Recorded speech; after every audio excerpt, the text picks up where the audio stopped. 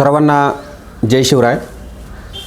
खरं तर उंच खडक बुद्रुक गावचा प्रश्न आहे आणि म्हणून वास्तवतः माझ्या आयुष्यातली पहिली पत्रकार परिषद असेल त्याच्यात मी इन्व्हॉल्व झालेलो आहे। पण म्हणतात गावचा प्रश्न असेल तर 100% आपण त्या ताकदीने आणि चुकीचं असेल तर 100% त्याच्यामध्ये उतरलं पाहिजे, कारण अन्याय सहन करणारा तितका दोषी असतो। म्हणून हा अन्याय सहन होऊ नये आणि उंच खडक बुद्रुक गावावरती होणारा अन्याय हा प्रचंड होत चाललेला आहे आणि म्हणून हे कुठंतरी थांबलं पाहिजे। इथून मागे असं तुम्हाला वाटत असेल बऱ्याच लोकांना की इथून मागे असं काही होत नव्हतं का, तर इथून मागे असं लोकांना वाटायचं की जाऊ द्या मोरद्या, कशाला याच्यामध्ये पडायचं, कशाला या लोकांच्या नादी लागायचं, कशाला पोलीस केस करीत बसायची, कशाला मारामाऱ्या करीत बसायच्या, आणि ही भूमिका कुठेतरी होऊ नये आणि म्हणून प्रत्येकाने आत्तापर्यंत एक सामोपचाराची सलोख्याची भूमिका घेतली आणि अन्याय सहन करीत राहिले। मुळात मी तुम्हाला पहिल्यापासून म्हणजे मी जसा गावामध्ये इन्व्हॉल्व झालो, म्हणजे तुम्हाला सगळ्यांना माहिती आहे, या तालुक्याला माहिती आहे, एक बंद पडलेली शाळा पूर्ण गावाच्या सामोपचाराने सलोख्याने चांगल्या पद्धतीने चालू झाली आणि त्याच्यामध्ये सुद्धा खोडा घालण्याचं काम हे आता विरोधक म्हणून पार पाडताय। खऱ्या अर्थाने ग्रामपंचायतीने त्याला सपोर्ट करायचा, तर चुकीच्या पद्धतीनं त्या शाळेला कसं टाळं ठोकता येईल अशा पद्धतीची चळवळ आता त्यांची चालू आहे। मी आमदार साहेबांचं 100% कौतुक करतो। 2 खोल्या दिल्या आणि त्याच्यानंतर आम्हाला ठरवलं होतं साहेबांनी की आम्ही तुम्हाला तिसरी खोली देऊ। त्यांचीच भूमिका अशी होती का 2 बांधल्या त्याला अटॅच करा आणि तिसरी घ्या। दुर्दैवाने लोकशाही मार्गाने आम्ही त्यांच्याबरोबर गेलो नाही आणि त्यांनी सांगितलं जे माझ्याबरोबर आले नाही त्यांनी माझ्याकडे निधी मागायचा नाही मागायचा विषय संपला। आम्ही खासदार साहेबांकडे गेलो आणि खासदार साहेबांकडून आपण निधी आणला। आम्ही जवळजवळ 20-25 लोक खासदार साहेबांकडे घेऊन आणि 12.5 लाख रुपयाचा निधी आम्ही तिसऱ्या खोलीला आणला। बरं, आणल्यानंतर दुर्दैवाची बाब अशी आहे का तो काय आमचे संडास बाथरूम बांधायचे होतं का, खोल्या बांधायचे होते का, आम्हाला घरकुल बांधायचे होते। अतिशय चुकीच्या पद्धतीनं यांनी ती शाळा खुली मंजूर झाली जिल्हा परिषदेला, यांनी जिल्हा परिषदेच्या अधिकाऱ्यांना फोन करून सांगितलं का तुम्ही जर ती खोली बांधली तर तुम्हाला आम्ही अडचणीत आणू। माझ्याकडे आजही कॉल रेकॉर्ड्स आहे आणि मी त्या दिवशी ग्रुप पण म्हटलं होतं की मी ते कॉल रेकॉर्ड्स तुम्हाला जर पाहिजे असेल पत्रकारांना तर मी अवेलेबल करून देऊ शकतोय। मी टोटली ट्रान्सपरन्स असणारा माणूस आहे। ताकाला जायचं आणि गाडगं लपवायचं किंवा कोणाला ब्लॅकमेल करायचं अशी भूमिका मी कधीही आयुष्यामध्ये घेतलेली नाही आणि घेणार पण नाही।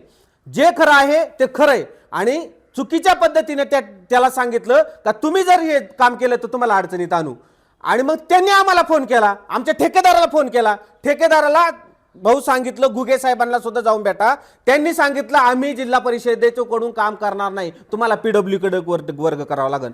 म्हणजे आपण तिकडे सगळी प्रमा आली, सगळं वर्क ऑर्डर आली आणि ऐन टायमाला यांनी चुकीच्या पद्धतीने तिथे इंटरफेअर केला। आता ते काम ते करायला तयार नाही। परत आम्ही आता हे काम खासदार साहेबांचं पत्र घेऊन आम्ही PWD ला वर्ग करतोय।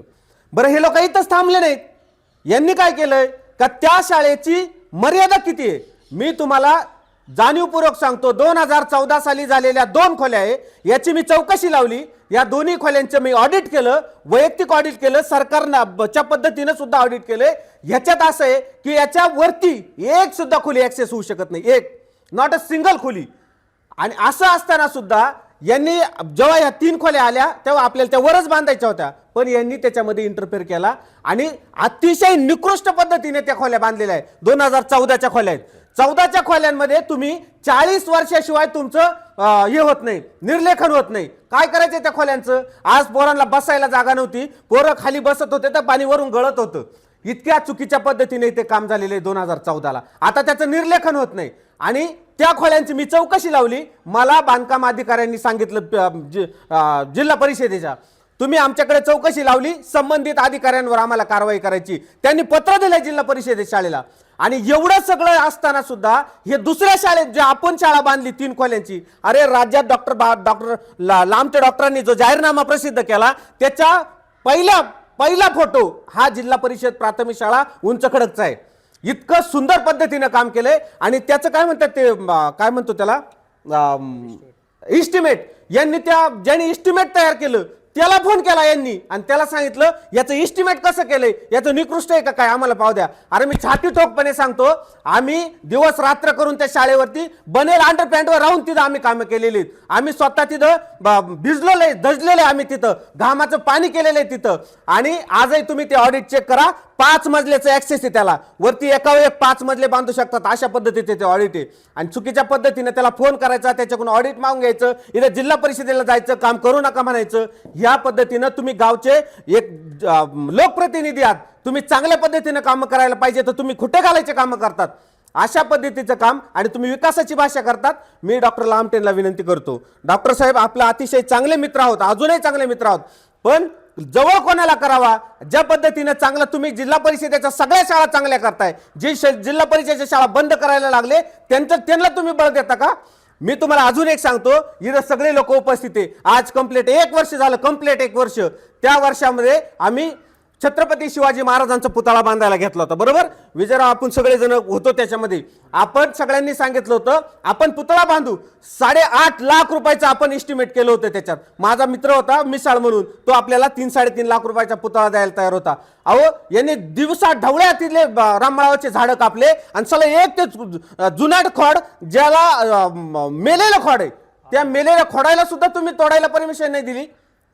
म्हणजे महाराजांचा पुतळा झाला नाही पाहिजे. आणि तालुक्यात येऊन यांनी चर्चा उठवली, राहुल भाऊ, का ह्या सागर शिंदेला तिथं छत्रपती शिवाजी महाराजांचा पुतळा नाही उभा करायचा, डॉक्टर बाबासाहेब आंबेडकरांचा पुतळा उभा करायचा आहे, असं पद्धतीने चुकीच्या पद्धतीने यांनी इकडे येऊन अफवा पसरली. मी सांगतो तुम्हाला, आपल्या गावामध्ये कधीच जातीवाद झाला नाही. मागच्या वेळेला मी तुम्हा सगळ्यांच्या विनंतीला मान देऊन आपण एवढं सगळं त्या गणेशने चुकीच्या पद्धतीनं बिहेवियर करून बिलाची जात काढली, मागाची जात काढली, माराची जात काढली, तरी सुद्धा आपण काय म्हटलं, गावातला सलोखा टिकला पाहिजे, चुकीच्या पद्धतीनं कोणावरती गुन्हा दाखल नको. आपण केलं नाही हे सहकार्य. आणि तुम्हाला बाबासाहेब नको असतील, या चौकामध्ये बाबासाहेब नकोच, तो पुतळा आपण छत्रपती शिवाजी महाराजांचा ठरवलाय ना, तो तसाच झालाय आणि तो तसाच होणार. पण चुकीच्या पद्धतीनं गैरसमज करणं, एखाद्याला चुकीच्या पद्धतीने डॉमिनेट करणं, तालुक्यात चुकीच्या पद्धतीनं चर्चा करणं. आपण 8.5 लाख रुपये खर्च करून पुतळा उभा करतोय आणि काय 850 रुपयाची फ्रेम आणून त्या चौकाला नाव दिलंय. आमदार साहेबांना माझी विनंती आहे, तुम्हाला नावापेक्षा तुम्ही या ना त्या स्मारकाचं भूमिपूजन तुमच्या हाती होऊ द्या. तुम्ही त्या दिवशी का नाही म्हटले तुम्ही का हो द्या आमच्याकडून, तुम्हाला 10 लाख रुपये तुम्हाला पुतळ्याला घ्या. चुकीच्या पद्धतीनं या तालुक्यामध्ये या गावाचा इतिहास मांडला जात असेल तर तो 100% आम्ही कधीच सहन करून घेणार नाही. हे आज लोकप्रतिनिधी म्हणून त्या दिवशी गावामध्ये आम्ही सगळेजण आपण काम करत असताना हा आला तो म्हटला माझा जीव गेला तरी चालेल पण पुतळा होऊन देणार नाही. तुम्ही सगळे त्याचे साक्षीदार आहात. अक्षरशः मारामारीची वेळ आली होती पण अण्णा आले आणि अण्णांच्या माध्यमातून ही भूमिका सामोपचाराची झाली आणि म्हणून त्याच्यावरती वाद झाला नाही. हे 100% तितकंच खरं. पण चुकीच्या पद्धतीनं गावामध्ये आता तुम्हाला सांगतो विकास आम्ही विकासाला आडकाठी आणत नाही, याव करत नाही, त्याव करत नाही. स्मारकाला आडकाठी आणली, शाळेला आडकाठी आणली. आमचे शिक्षक तर अक्षरशः आपण एवढा जीव तोडून आबासाहेब आपण जीव तोडून रवी रुपवते सरांना आणलं होतं. यांनी रवी रुपवते सरांच्या बाबतीत भर मीटिंग मध्ये त्यांचा अपमान केला. जे कामं शिक्षकाची ते शिक्षकाला करू द्या ना, चुकीचे कामं कशाला शिक्षक करत बसल. आणि म्हणून शिक्षकाच्या बाबतीत सुद्धा तो रवी रुपवते सर निघून गेले आपल्या गावातून. ज्या शिक्षकांनी चांगल्या पद्धतीने शाळा सुरू केली त्या चांगला शिक्षक निघून गेला. आणि आता शिक्षकाच्या बाबतीत अजून एक सांगतो, मी ज्या आमदार डॉक्टर लामटेंकडे बाकीचे जे घुटीचे माणसं होते ते तिथं गेले आणि त्यांनी सांगितलं तो उंच खडकचा शिक्षक काढा आणि त्या शाळेवर पाठवून दिला. आजही आपल्या गावात महिना झाला, मी सकाळी शिक्षण अधिकाऱ्यांबरोबर भांडलोय. महिना झाला गणेशराव आमच्या इथं शिक्षक नाही. अतिशय तुम्ही सांगा, इथले तहसीलदारांचा पोरगा आहे, इथल्या तलाट्यांचा पोरगा आहे, इथं ग्रामसेवकांचा पोरगा आहे, आपल्या शाळेत शिक्षकांचा पोरगा आहे, केंद्र प्रमुखांचा पोरगा आहे, आगार व्यवस्थापकाचा पोरगा आहे. इथून लोक उंच खडकला शाळेत येतात आणि तिथं महिना झाला आज शिक्षक नाही. ही कोणासाठी व्यथा मांडायची आम्ही? शिक्षक म्हणजे आम्ही आमच्याकडे काय घरी धुणे भांडू करायला माणूस मागतोय? जे विद्यार्थी गोरगरीब आहे, अरे आम्ही खेकडे धरणारी पोरं, मासे धरणारी पोरं, रानावनात गलोरी घेऊन येणारी पोरं आम्ही शाळेत आणली, आमची चूक झाली का? अतिशय चुकीच्या पद्धतीने या गावाला ट्रीट करण्याचा प्रयत्न चालू आहे आणि हा प्रयत्न जर होत असेल तर 100% आज सगळे तरुण एकत्र आले. माझी सगळ्यांना विनंती, या तालुक्यामध्ये जेवढे लोकप्रतिनिधी असेल चुकीच्या माणसाला सपोर्ट करू नका. आमचं गाव 100% तुम्हाला धडा शिकवल्याशिवाय राहणार नाही. आज एक चांगल्या पद्धतीनं 50 लाख रुपयाचा निधी आमदारांनी सांगितलं, 50 लाख रुपयाचा निधी आम्ही दिलाय. कुठे ते 50 लाख रुपये? 20 लाख रुपयाचा निधी, 30 लाख रुपयाचा निधी तर आताच कॅन्सल. ते म्हणतात निधीच उपलब्ध नाही. म्हणजे ग्रामसेवकाला माहित नाही का निधी नाही, सरपंच उपसरपंचाला माहिती आहे का निधी नाही ना, मग रद्द करून टाका. अरे त्याच्या प्रमाण निघाले आहे, त्याचं इस्टिमेट निघाले, त्याचं उद्या वर्क ऑर्डर त्याची जवळजवळ होत आली ना. वर्क ऑर्डरचा टेंडर ओपनला आहे. आणि अशा पद्धतीनं डायरेक्ट ग्रामसेवकाला विचारायचं नाही. आम्ही भेटलो त्या ग्रामसेवकला. ग्रामसेवकांची जर याच्यामध्ये इन्व्हॉल्वमेंट असेल तर माझी BDO साहेबांना विनंती, माझी CO साहेबांना सुद्धा विनंती, याची चौकशी झाली पाहिजे. याच्यामध्ये कोणाचे आर्थिक हितसंबंध असतील, म्हणजे स्वतःला टेंडर नाही मिळालं तर काम करायचं नाही का? तुम्हीच एकटे तेवढे काम करणारे एक चांगले, बरं स्वतः तरी आहेत का टेंडरवाले? स्वतः तरी ठेकेदार आहेत का? जर तुम्ही चुकीच्या पद्धतीनं एखादा करीत असेल, का गावचा पोरगा करीत असेल किंवा शेजारच्या तालुक्यातला करीत असेल, शेजारच्या गावातला करीत असेल आणि चांगली कामं करीत असेल, पण कशासाठी आग्रह आहे का तुमचा का हे काम मीच केलं पाहिजे म्हणून? म्हणजे आमदारांच्या माणसाला ठेका मिळाला तरच ते काम होईल आणि नाही मिळाला तर होणार नाही. ही भूमिका अतिशय चुकीच्या पद्धतीने. म्हणून माझी विनंती का चुकीच्या माणसाला आमदार साहेब तुम्ही चुकीच्या पद्धतीने बळ द्यायचं काम करू नका. जर भविष्यामध्ये असंच घडत राहिलं तर तुम्हाला सांगतो, याचा आतापर्यंत तुम्हाला त्याचा परिणाम जाणवलाय. 1,14,414 पासून तर आता 77 पर्यंत आले. भविष्यात जर या अशा चुकीच्याच पद्धतीनं तुम्ही कामं करत असाल आणि काम करायचं म्हणजे निधी आलेला नाही तरी सुद्धा पहिल्या टोकाचं आणि दुसऱ्या टोकाचं अशा दोन टोकाला तुम्ही नारळ फोडीत असाल. मी मध्ये बातमी केली होती, मला चांगलं आठवतंय, नारळ फोडे आमदार.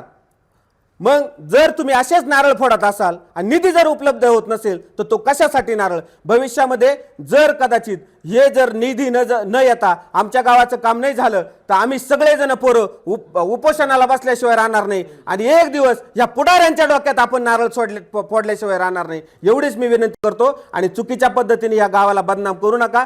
चुकीच्या पद्धतीनं चुकीच्या चर्चा, जातीच्या धर्माच्या पलीकडचं आमचं उंच खडकचं गाव आहे. श्री सद्गुरू यशवंत बाबांच्या आदर्शाचं गाव आहे. प्रभू रामचंद्रांच्या परतवर्जाने पावन झालेले गाव आहे. जर कुणी याला बदनाम करण्याचा प्रयत्न करत असेल तर आम्ही अजिबात खपून घेणार नाही. एवढंच सांगतो आणि थांबतो. जय शिवराय. साई दृष्टी नेत्रसेवा चष्माघर अकोले शहरातील सर्व अत्याधुनिक सुविधा उपलब्ध असलेले एकमेव अद्ययावत शोरूम म्हणजेच साई दृष्टी नेत्रसेवा चष्माघर.